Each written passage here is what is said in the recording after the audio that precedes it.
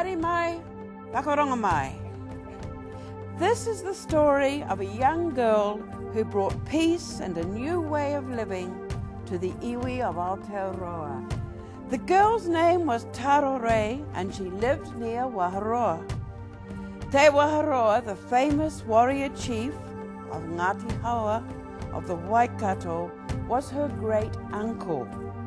Ngā Kuku, his nephew, was her father. Tarore was a story that absolutely filled me up passionately.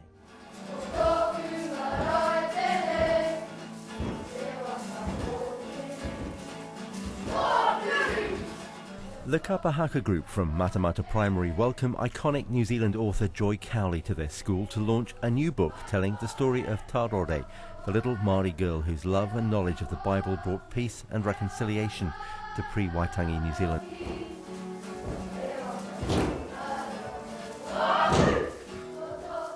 The project is backed by the Bible Society. Bible engagement advocate Stephen Opie. It's been a huge project. We've worked on this for over a year.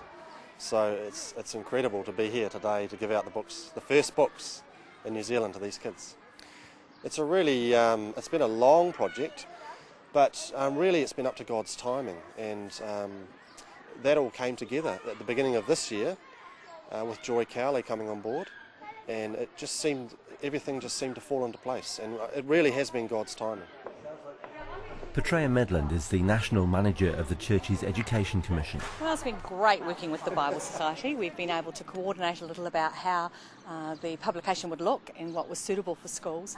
But of course our work begins now, because it's going to be us that make sure this gets distributed in New Zealand state schools. We're the major provider of Christian religious education, and we already reach 120,000 children, and we're hopeful that this is going to in fact reach children that don't usually have our programs each week. It's a Kiwi story. It's a story from Aotearoas. It's a story that can unite us regardless of our culture, our ethnicity. Love and forgiveness is a value that we all want to permeate, surely. So that story has got great opportunity to impact our society. When Ngā Kuku found his daughter's body, he was overwhelmed with grief. Now, in the old days, he would have demanded utu, the payment of a life for a life. But Ihukaraiti had said in the book that revenge was not the way. Love your enemies, he had said. Forgive and you will be forgiven. It is astonishing. I didn't know about it. I'd heard her name mentioned, but it wasn't until Stephen sent me the material about her and asked me to write the story. When I started reading it, it filled me up. I thought, this is a miracle. This is the little grain of wheat that died, that Jesus talked about, to yield a rich harvest. She was only 12, wasn't she? She was only 12. Do you think we have something to learn from Tarore as a nation today?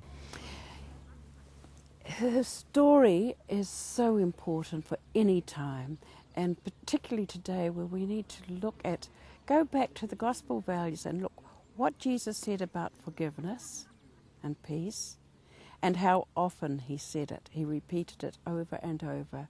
Sometimes we tend to pick up on something that he mentioned just once or twice, but the messages that he kept repeating, and forgiveness. You know, forgiveness is not so much about the other person, it's about releasing ourselves from the bondage of judgmental attitudes and resentment and bitterness that keeps us in a small, narrow place. I think it was Mahatma Gandhi who said, "An eye for an eye is a terrible way to make the whole world blind." And it's true, isn't it? Do you think we have something to learn from Tarore as a nation today? Oh yes, definitely. It's got a message for people, whether churched or unchurched. It's got a message for everybody. The message of peace, of forgiveness, and the way that message spread. That's the extraordinary part. Nobody could ever describe it as anything but miraculous. It had to come from something that was a lot greater than the people concerned. The day before the launch, an informal service was held at Tarore's gravesite in the countryside just outside Matamata. The original story was illustrated 100 years ago by Mary Glover Bibby, and her descendants were there too. I understood this was the first Christian burial for Ngāti Hau. Was it? Yes.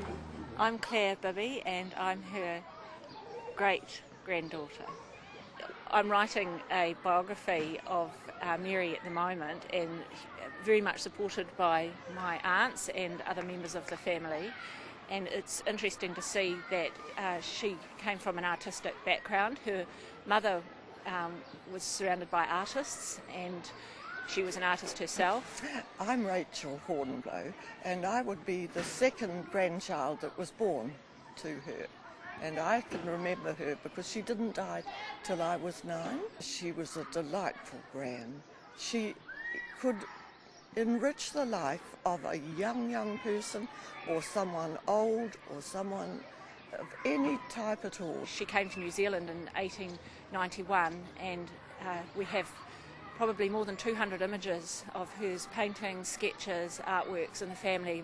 At the moment, photographing them and cataloguing them and sharing the stories about how they came into each member of the family.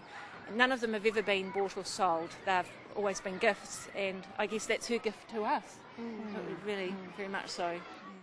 At Waharoa, there is a small grave with a white picket fence around it.